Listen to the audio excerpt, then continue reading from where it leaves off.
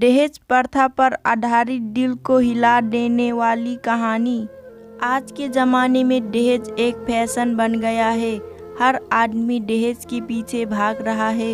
लोग अपने बच्चों को डॉक्टर या इंजीनियर बनाते हैं ताकि अच्छा दहेज मिल सके। सबसे हैरान कर देने वाली बात यह है, जो लड़का डॉक्टर या इंजीनियर बन जाता है वो भी दहेज के लिए कभी मना नहीं करता।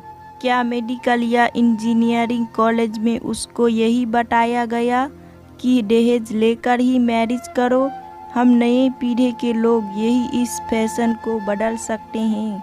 कुछ लोग तो ये भी कहते हैं कि दहेज नहीं मिला, इससे हमारा सम्मान कम हो जाता है। रमेश धनकपुर गांव में किसानी करता है।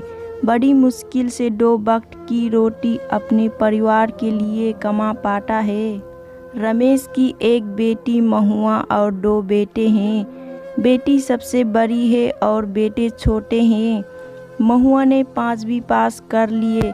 अब रमेश उसकी मैरिज के बारे में सोचने लगा, क्योंकि उसके पास अब पैसा नहीं था जो अपनी बेटी को आगे और पढ़ा सके।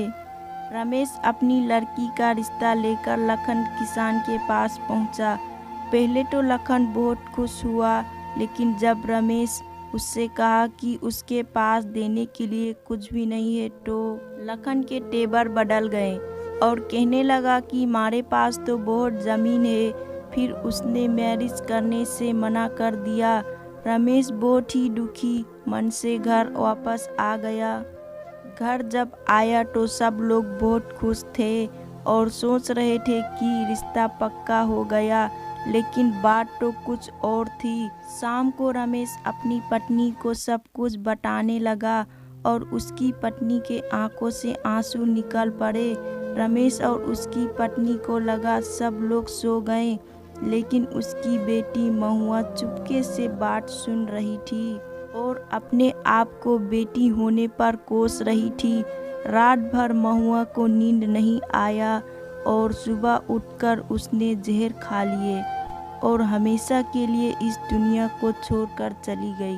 दोस्तों, कब तक महुआ जैसी लड़कियां आत्महत्या करेंगे? हम सबको जागरूक होना पड़ेगा। इस पोस्ट को इतना शेयर करो कि लखन जैसे दहेज लेने वाले लोग सुधर जाएं।